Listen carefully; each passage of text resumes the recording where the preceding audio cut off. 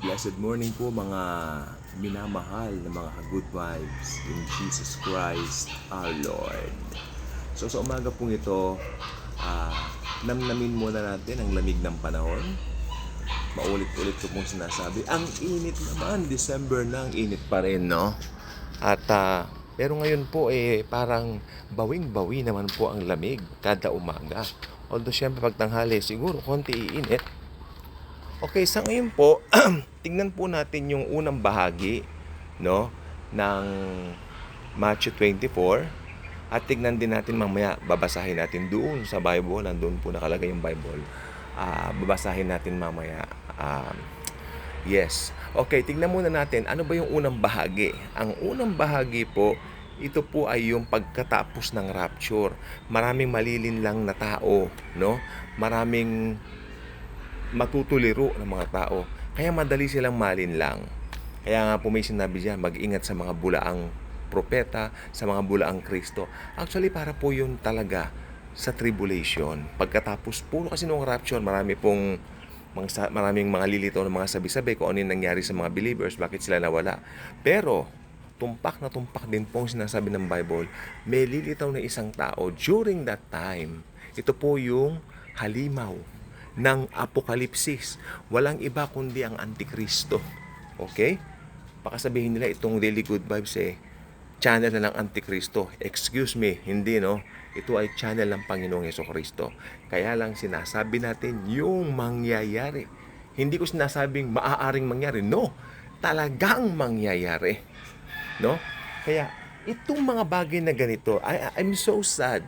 Some people don't take this vlogs or videos seriously. For them, parang dito lang ang buhay nila sa mundo. Amen? Ito po ay mga seryosong usapin. Ito po rather, unang-una sa lahat, maselang usapin. Sapagkat ito po ay tumutukoy sa end times. At kailangan when you preach the end times, kailangan sure ka sa preach mo. Hindi mo ito hinahango sa kung kani-kaninong tao. Ito ay nakahango lang sa aklat ng banal na kasulatan ng Biblia. Okay? So, pagkatapos po nun lalabas ang Antikristo at sa kanyang paglitaw, mabibigyan niya, take note mabibigyan niya ng lunas o ng kasagutan ang bawat tanong ng mga tao. Yun nga po Hindi mo madaling malin lang ang mga tao pagkatapos ng rapture. Ngayon, maano niya yan? Masasagot niya mga katanungan nila. And because of that, hahanga ang bala na o ang buong mundo sa taong ito. Yun nga po, doon na po mag-uumpisa ang kanyang pamamayagpag bilang pinakapopular na tao na nabuhay sa panahon ng mga panahon na yon. Okay? At siya po ay gagawa ng mga tanda sa pamamagitan ng bulaang propeta. At ang bulaang propeta ituturo niya sa kanya, sa Antikristo ang pagsamba. Okay? Nakaplano po lahat yan kay Satanas. Pero may binabanggit po rito sa Bible na pagkatapos ng 3.5 years, di ba? Kasi yung templo, pinayagan niyang matayo. Kaya minahal siya ng mga kapwa Hudyo niya. I believe the Antichrist, Hudyo po talaga siya. Karismatiko. May nag-comment, matalino nag-comment, kung Hudyo raw ba siya, ba't pa siya makikipag-deal? Makikipag-deal po siya bilang Antikristo at hindi bilang isang Hudyo. Gets nyo? Okay, yung position niya ang tinitingnan doon. Para nga po yung kanyang third temple matayo. You know what? Ang mga Hudyo, talagang atat na yung kanila pong templo ay matayo na. So, mapagbibigyan po sila sa mga panahon yon. Pero what will happen next? Talagang nakakagulantang, ano? Basahin natin sa Mateo 24, talatang 15. 15 muna tayo. Kaya kapag nakita ninyo ang karumal-dumal na paglapastangan na sinabi sa pamamagitan ni Propeta Daniel na nakatayo sa dakong banal, unawain ng bumabasa. May kalapastangan na mangyayari sa dakong banal. Unawain ng bumabasa. And I would like to thank God, no, dahil nauunawaan na natin to because we are believers. Nung hindi pa tayo mananampalataya, malamang struggle kayo dito. Alam natin na yung paglapastangan sa dakong kabanal-banalan ay ang paglapastangan ng Antikristo sa banal na templo, no? Ang mga nasa Judea ay tumakas na patungo sa mga bundok. Yan po, yung kasama po dyan yung bundok ng Petra. Nakita niyo po ba yung bundok ng Petra? Ang nasa bubungan ay huwag nang bumaba upang kunin ang mga bagay sa loob ng kanyang bahay. It means mag-concentrate ka na sa pagtakas. At ang nasa bukid ay huwag nang bumalik upang kunin ang kanyang balabal. Ganun po katindi sa tribulation. Focus ka na sa pagtakas mo. Focus ka na. Magtago ka na. Amen? Pero makikita mo kasi dito, kapag ikaw ay nasa Panginoon na nakakilala ka, naging tribulation saints ka, talagang susuko ka na sa kanila, magpapugod ka na lang ng ulo, no? Ngunit kahabag-habag ang mga buntis at ang mga nagpapasuso sa mga araw na yon. Kaya sayang nga po yung mga magiging anak nila. Kaya tidalangin nyo na huwag mangyari ang pagtakas ninyo sa taglamig o sa Sabat.